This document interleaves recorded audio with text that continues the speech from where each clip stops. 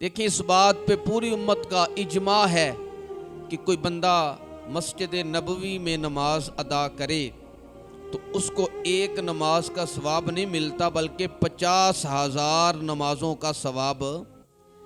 کتنی نمازوں کا؟ 50,000 نمازوں کا۔ اور کوئی بندہ مسجد حرام میں نماز ادا کرے تو 1,00,000 نمازوں کا ثواب اسے ملتا ہے جو مسجد حرام میں نماز ادا کرتا ہے۔ مسجد نبوی میں کتنا ہے؟ 50,000 نمازوں کا ثواب ہے۔ یہ اس کے لیے ہے جو میرے اور آپ کے جیسے ہیں، جو رولے کھلے ہیں، جن کی کوئی قدر، جو گناہگار سے بھی گناہگار ہیں، جو حضور کے در کے غلاموں کے بھی غلام ہیں۔ میں کہتا ہوں حضور کے مدینہ منورہ کا ایک کتا ہو، اس کے پیروں کے نیچے آنے والی خاک بھی ہم سے افضل ہے، وہ خاک بھی ہم سے اعلیٰ ہے۔ 50,000 نمازوں کا ثواب ہے اس کے لیے جو ہم جیسے ہیں۔ وہ آج بھی وہاں پہ نماز ادا کرے تو اس کو نمازوں کا ثواب ہے 50,000۔ مجھے بتائیں جو محمد عربی کی اقتداء میں نماز ادا کرنے والے ہوں، حضور کے پیچھے نماز ادا کرنے والے ہوں، حضور کی اقتداء میں نماز ادا کرنے والے ہوں، جو تلاوت سننے والے ہوں، والضحیٰ کے چہرے والے سے سورہ یاسین کی تلاوت سننے والے ہوں۔ ارے مقتدی جب امام کے پیچھے نماز پڑھ رہا ہوتا ہے نا تو اس کی غلطی کو گنا نہیں جاتا۔ امام اگر غلطی کرے تو وہ سجدہ صاف کرتا ہے، مقتدی کوئی غلطی کرے تو اس کی کمی بیشی معاف ہوتی ہے۔ امام کی قرات ہی مقتدی کی قرات ہے۔ امام ضامن ہوتا ہے مقتدیوں کا، اس لیے وہ مصلی رسول پہ کھڑا ہوتا ہے۔ ارے صحابہ کی نمازوں کے ضامن ہیں محمد عربی کے، صحابہ کی نمازوں کے ضامن ہیں اللہ کے رسول، آمینہ کے لال حضور صحابہ کے نمازوں کے ضامن ہیں۔ صحابہ کے سجدے کس کے ساتھ قبول ہو رہے ہیں؟ اللہ کے رسول کے سجدے کے ساتھ۔ حضور کے سجدے کے ساتھ صحابہ کے سجدے ہیں، حضور کے رکوعوں کے ساتھ صحابہ کے رکوع ہیں، حضور کی نمازوں کے ساتھ صحابہ کی نمازیں ہیں۔ مجھے بتائیں جو آج بھی وہاں پہ نماز ادا کرے اس کو 50,000 نمازوں کا ثواب ہے۔ جو محمد عربی کے غلام اس وقت میرے آقا کریم کے پیچھے نماز ادا کرنے والے حضور کے صحابہ ہیں، ان کو کتنا ثواب ملتا ہوگا؟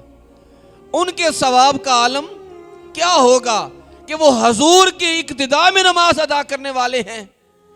اور آج بھی جو گنبد خضرا والے آقا کریم کے روضہ اقدس کا دیدار کرے، زیارت کرے، وہاں پہ حاضری دے، اللہ کے رسول نے فرمایا اس پر میری شفاعت واجب ہو گئی ہے۔ اس پر میری شفاعت یہ اس کے لیے ہے جو اس روزے کو اوپر سے دیکھے اور وہاں پہ حاضری دے۔ اس کا تو ذمہ، وہ تو محبوب کے ذمہ ہو گیا نا، اس کی تو شفاعت حضور نے فرمایا واجب ہو گئی ہے جس نے میری قبر انور کی زیارت کی ہے۔ ذرا سوچیں، جس نے صرف ان گناہگار آنکھوں سے حضور کا روزہ دیکھا اس پر تو شفاعت حضور کی واجب ہو گئی ہے، حضور اس کے ضامن ہو گئے ہیں۔ تو جو حضور کے روزے میں اندر حضور کے پہلو میں لیٹے ہیں ان کی عظمتوں کو کون بیان کر سکتا ہے؟ ان کی رفعتوں کو، ان کی بلندیوں کو کون بیان کر سکتا ہے؟ حضرت سیدنا صدیق اکبر رضی اللہ تعالی عنہ آپ حضور کے پہلو میں آرام فرما ہیں۔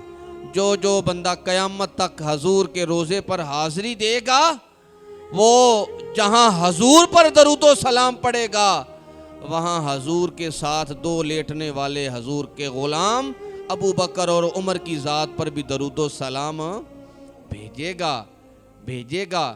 میں نے عرض کیا نا کہ 70 نبیوں کے برابر اعمال ہوں، اگر تیرے دل میں کسی صحابی کا بغض ہے، سارے صحابہ برابر نہیں ہیں، مہاجرین کی اور شان ہے، انصار کی اور شان ہے، جو عشرہ مبشرہ ہیں ان کا مقام علیحدہ ہے، اور ان 10 صحابہ میں سے جو 4 خلفائے راشدین ہیں ان کی شان کا عالم اور ہے، لیکن ان 4 میں سے جو سب سے پہلے نمبر پر ہیں وہ حضرت سیدنا صدیق اکبر رضی اللہ تعالیٰ عنہ کی ذات ہے۔ میں اور آپ آج 1500 صدیاں گزرنے کے بعد بھی بڑا ادب کرتے ہیں، بڑا حیا کرتے ہیں کہ یہ سیال شریف کا آستانہ ہے، یہ اس آستانے کے سجادہ نشین ہے، یہ علی پور سیدنا شریف کے آستانے کے سجادہ نشین ہے، بڑا ادب ہے۔